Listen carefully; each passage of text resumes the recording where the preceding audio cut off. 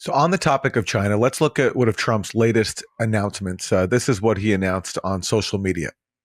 Based on the lack of respect that China has shown to the world's markets, I'm hereby raising the tariff charged to China by the US to 125% effective immediately. At the same time, Trump also announced that he's authorized a 90-day pause and a substantially lowered reciprocal tariff during this period of 10%, also effective immediately. So he's increasing the tariffs charged to China, but he's now announcing a 90-day pause, it looks like, for everybody else. Help us make sense of what he's doing here. I'm mystified. In my wildest imagination, since I've just explained about uncertainty, I'm blown away by he cut it for everybody for 90 days. It's just incredible what he's doing. Beyond anything I can give you a rational answer for, because this is no longer a rational behavior pattern. So like incredible and like incredibly stupid, incredibly, self-defeating. Okay. It's not even, it undercuts any calculation. Even Jenny Diamond said, it's uncertain. If you heard him at the end, it's uncertain. He knows that the uncertainty is an issue. This is just revving up uncertainty by cutting it down, making it not effective for 90 days. Everybody has to wonder what happens at the end of 90 days. Another 30 days, another 12 days. I mean, this is beyond words. But anyway, put it aside. China, here's the thing. You figured out late, and that's a whole conversation why that happened. But late, the United States figured out that China is the new world economic power. There's no other way to say that. I'll give you one statistic, just because you can hold it in your mind this way. In economics, we measure the size of an economy by something called the GDP, the gross domestic product. It's simply a measure of the total output of goods and services in one calendar year. So this country has X, that country has 2X. That country is twice as big a footprint in the world economy as the first one. Okay? The United States and its major allies, that's called the G7. The United States, Canada, Japan, Britain, France, Germany, and Italy. Those 7 countries together right now account for about 28%, more or less, of global output. So these 7 countries are 28% of the total product of this planet. Now we look at China and its allies. That is a thing called the BRICS, which now is about 22 countries, but the core group, the first 5 that formed it, were Russia, China, India, Brazil, and South Africa. But you take them together, you add up their GDPs, and they are 35% of the world's output. And if that statistic doesn't blow you away, here's one. The United States has 4.5% of the world's people. The BRICS alliance around China, 60% of the world's people. 60%, 4.5%, stop it. There is no question of where the world is going. In fact, there really is no question of where the world has already arrived. The United States, which could not believe over the last 25 years how fast China was growing. And I've been, since I was alive and active as an economist all that time, I can't tell you the number of seminars and panels and conferences where I've either given a paper or been on a panel or commented on it, where I had to deal with my fellow economists who were telling me, you can't trust the Chinese statistics, they make it up. Year after year, as the signs kept showing that they weren't making it up.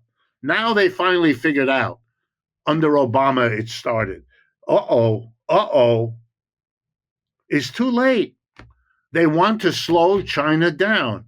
Everything they do, going after the Huawei Corporation a few years ago, I'm sure you noticed that, putting the tariffs on under Trump #1, and then, give you an example, the best the best electric vehicles in the world right now. Every engineer knows it.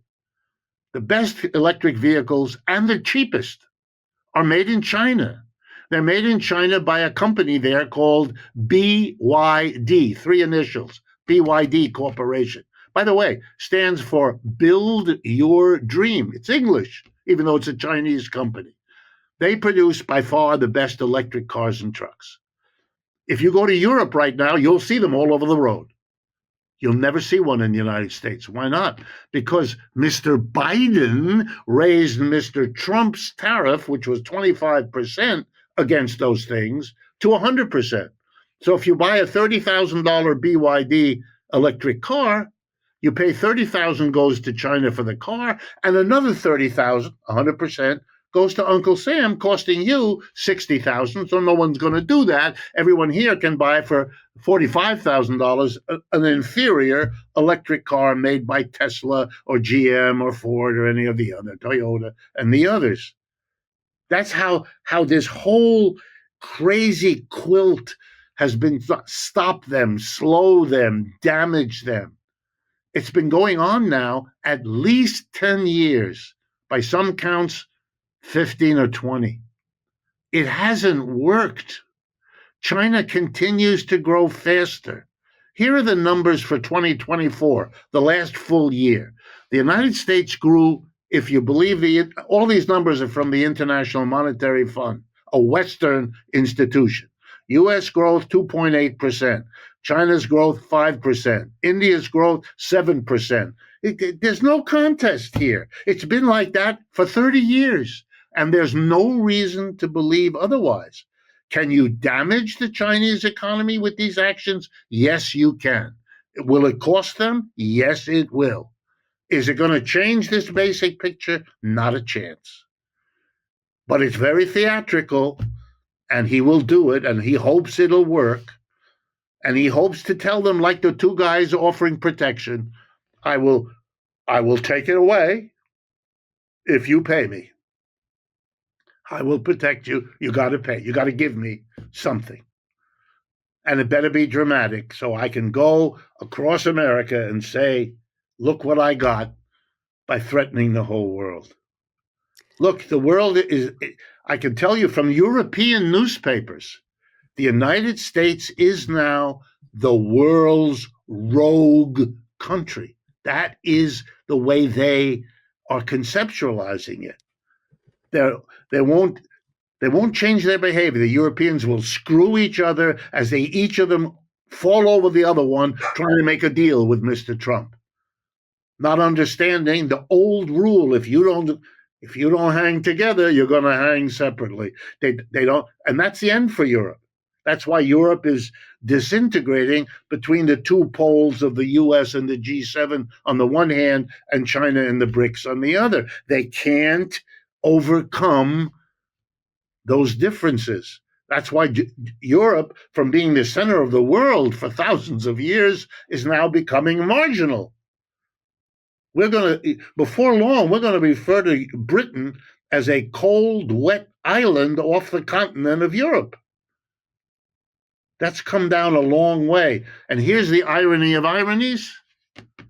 That's exactly what's happening to us.